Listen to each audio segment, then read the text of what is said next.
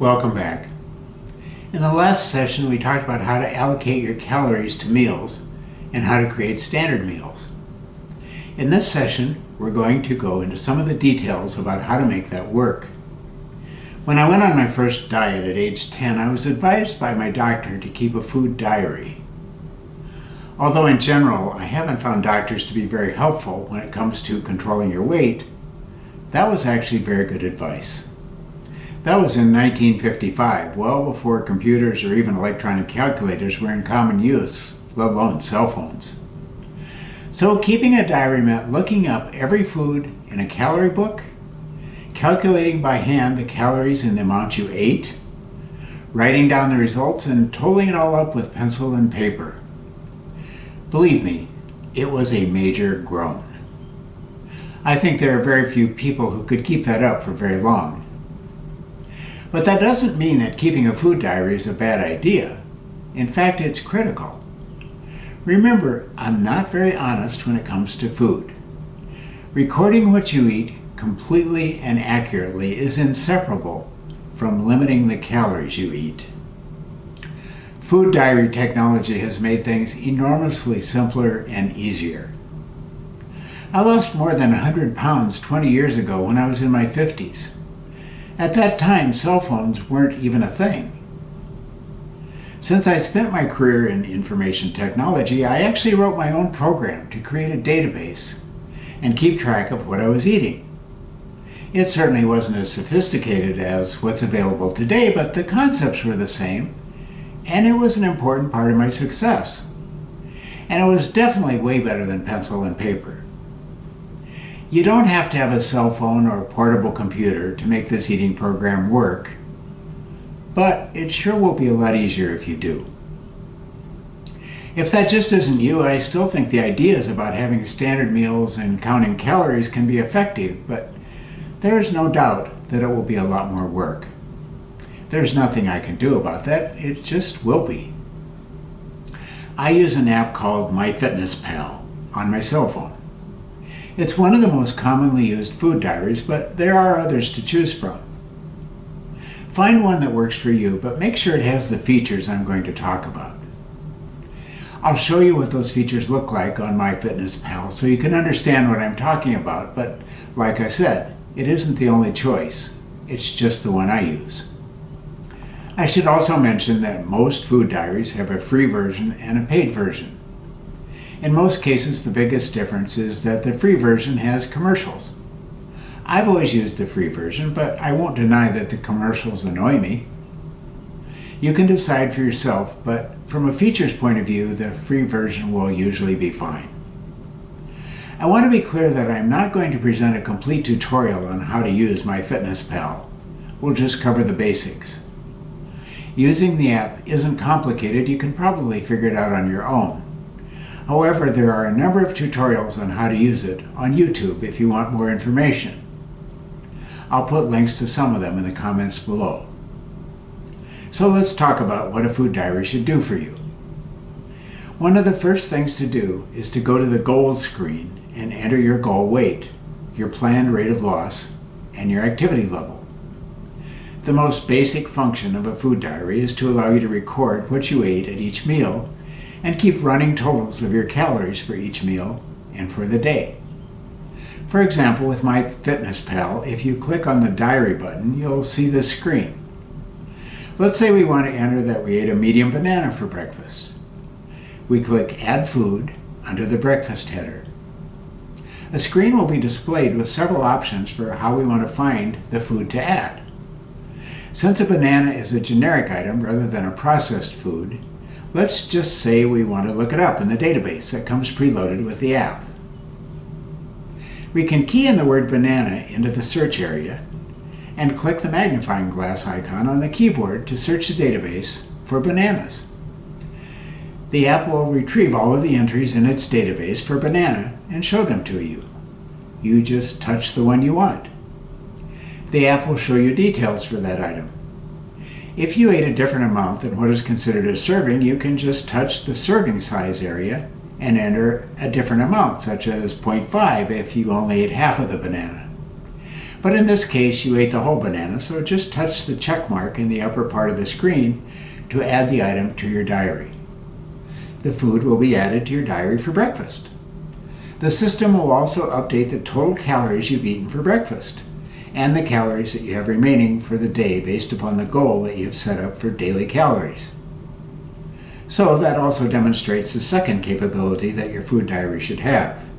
It needs to be able to look up common foods from a large database and retrieve the nutritional information and add it to your diary based upon how much of it you ate. The third capability your diary should have is to let you use the camera on your phone as a scanner to scan the barcode on any packaged food you eat to look up the nutritional information for that food from the database. If we want to enter that we ate a packaged item such as rolled oats, then on the ad screen, instead of keying in the item description, you can simply touch the Scan a Barcode box. The app will turn on your phone's camera and show a window. Just move the phone until the barcode on the package is recognized by the app. The app will look up the nutritional information automatically and display the same screen it did for items where you keyed in the name. On that screen, you can indicate how much you ate and touch the check mark to add it to your diary. The food databases for most diaries are very large, so you may never have to add a food. But if you do, the system should give you the ability to enter the item's description and nutritional information by hand.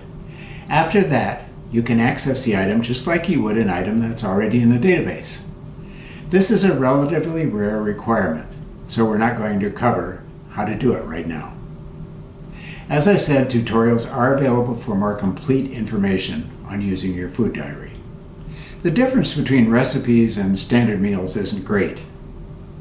Recipes are really intended for real recipes that you make for a group of people and have only one serving yourself. They may involve cooking. However, they still involve indicating the name of the recipe, what ingredients are included, how much of each ingredient is used, and the number of servings the recipe makes.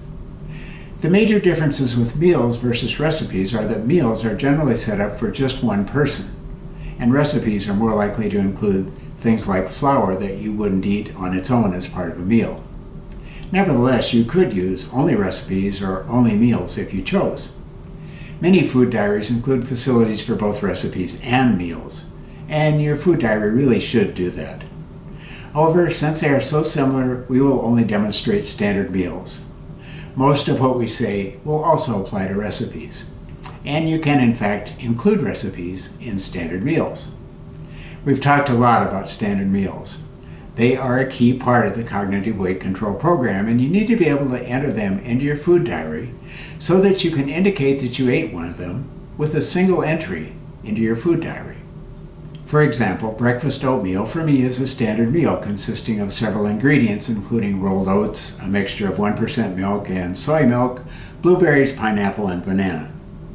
When I eat this standard meal, I just make one entry in my diary for breakfast, even though many foods are included. Once I have selected Add Food on the breakfast area of the food diary, I select My Meals on the breakfast screen. The system will display all of the standard meals that I've set up and allow me to pick the one I want. You can see the highly abbreviated name I gave to this meal. If I just touch the name, all of the ingredients will be added to the diary in the correct amounts. Since each item in the meal is added to the diary individually, I can make any needed substitutions or deletions. The system will also add the calories and other nutrients in the meal to the total for breakfast. So once the meal is set up, I can use it over and over with a single entry. I do also recommend printing out the contents of your standard meals and keeping them in a notebook or on index cards to facilitate meal preparation. You might have noticed that the ad screen that is displayed when you click Add Food on the main food diary screen also contains a button for creating a meal. This is where you set up your standard meals, but you only have to do that once. After that, you just use them. You should be able to see historical graphs showing how many calories and how much of each nutrient, such as fat, you had over time. There are many tools in most diaries to allow you to take a deep dive into your nutrition based upon what you entered in your diary. For example, the screen on the left shows individual nutrients for a day. This display can be scrolled down to see many other nutrients. The example on the right shows macros compared to your goals. You can also see how you did on calories and other nutrients over time with various graphs that are beyond the scope of this session. Many programs have the ability to enter your weight each day and keep a graph of your progress. You need to do that, and you may choose to do it in your diary, but I use a different approach that I'll talk about later. So your food diary is your new best friend. Having one that works on your cell phone makes life a whole lot easier. If, like so many people today, your phone is pretty much always with you.